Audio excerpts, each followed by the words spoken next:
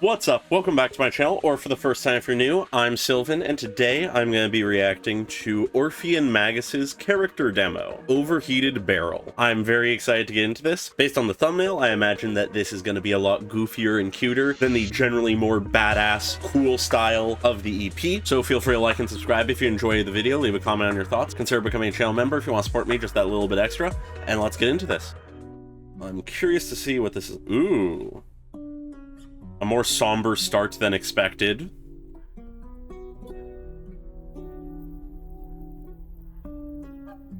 I'm liking the guitar here. Oh. What was that about? Orphie. 7 a.m., time to wake up? Orphie! It's my captain's job to drag you out of bed. Yes, Captain! Pick up the pace. When you can't take the ethereals down, you better outrun them. Got it? A real soldier understands discipline. Slower your stance. Hands steady. You're too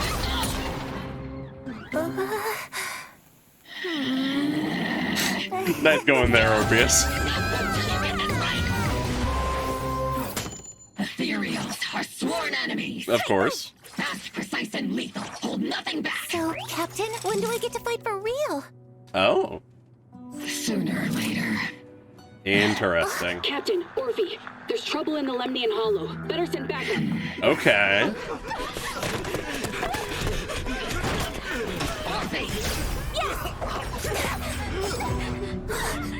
The Ethereals! In the factory! I'm really interested by this. Ooh. Big ethereal. High-risk target. Captain, what's your... Damn these ethereals. Ooh, the music.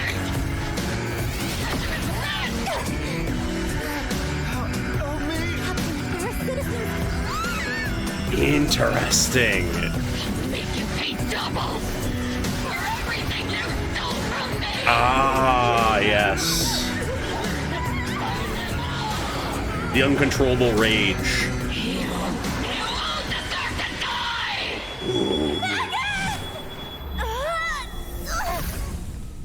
And this is where we see why they have each other, All why their ethereals duality wiped out, exists. And every citizen's been evacuated. That's good.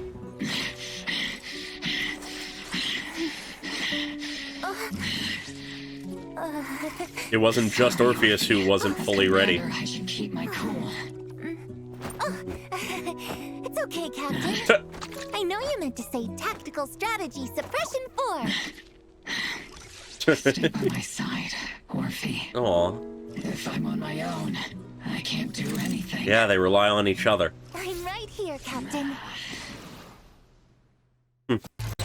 That's nice. I really like that. I really, really appreciate this demo because it gets at sort of the thing that I feel like a lot of the content we've gotten so far has not fully explored, which is the fact that Orpheus needs Magus, but Magus also needs Orpheus. Much of the lore and storytelling around Orpheus and Magus has really been about Magus first and foremost. So to see here the failings of Magus and the way that Orpheus is able to ground her a little bit, I think is deeply important to understanding their character, their dynamic, that kind of thing. And I really hope we see more of it going forward. But looking over the demo, we open on carnage, on destruction, in a somber mood, as Magus is struggling to calm down. It sets the tone as we then go into the start of the day. Waking up at 7 o'clock, seemingly just in the back of like an army jeep or something. Magus is of course the first to wake up, and after a moment, angrily wakes up Orpheus for not being awake already. As usual, scolding her, saying it's not the captain's job to drag you out of bed, at which point we immediately begin just sort of a montage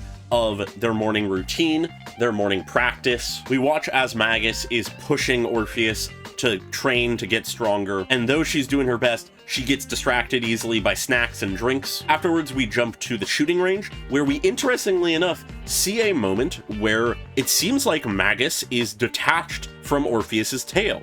and is just the gun. I don't think I realized that was a thing that was possible, because I don't think that's in her animations ever, and we haven't ever seen anything like that before. But it's interesting to see that that is possible. And inevitably, with Orpheus being sort of unsteady and unsure of herself holding a gun, and Magus being way too overzealous, it leads to them accidentally shooting the hostage in this shooting range. And I like how this shot is framed through the bullet hole, where we can see Orpheus's reaction, but also the eyes of Magus down below. And then next, sort of the last piece of the montage, is that of Magus reinforcing to Orpheus, ethereals are our sworn enemy. You have to be fast, precise, and lethal. There's no holding back against them. No mercy towards ethereals. But after a moment, Orpheus brings up the question, when do I get to fight for real?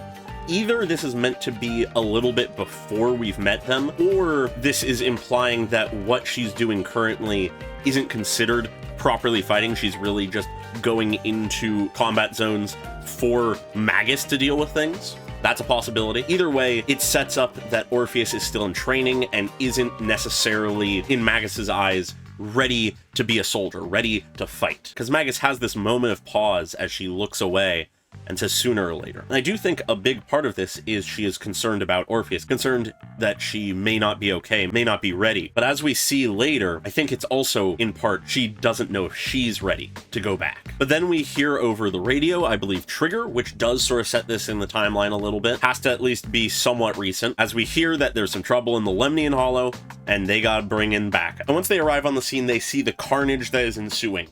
Ethereals everywhere, attacking people. People are panicking, but everything slows down to a crawl as Orpheus just takes it in. Perhaps not yet used to this kind of scenario, this kind of environment. But after taking this in, Orpheus tries to communicate to Magus, tries to determine what to do. There's a high-risk target here. People are in danger.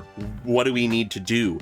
But looking to Magus, she realizes, oh no, she's going into a rage. At which point, letting the Fury take over, Magus runs wild, pulling Orpheus along, destroying all the ethereals in sight, shouting in rage at them. And Orpheus is still trying to get Magus to realize that we need to be saving these people. But Magus is overwhelmed. She cannot focus on anything but fighting right now. She says, I'll make you pay double for everything you stole from me. It is a raw moment of anger and pain. This is what I mean by Magus not being ready to return to the battlefield. When faced with ethereals, she is so overcome by rage and pain and loss that she just goes berserk. That rage, that fury, that anger, in many ways, this puts into perspective Magus's role and choices in the 2.2 story. This shows to us how much closer and resonant the feelings and struggles of Isolde and Magus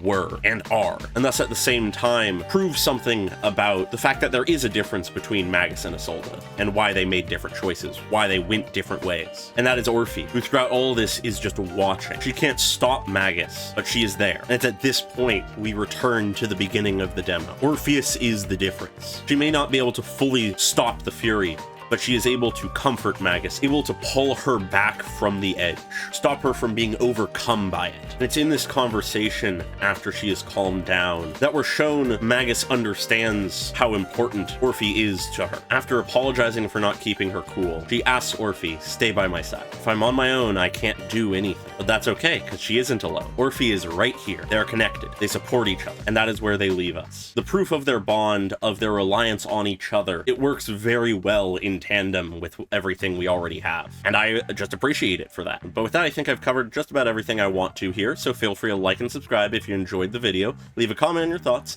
and very special thanks to all of my channel members, including to Size and Pokelove101 at the normal tier, and Kondo Nano at the cool person tier. I really appreciate all your support, as always, and I hope you all have a great day. Bye-bye!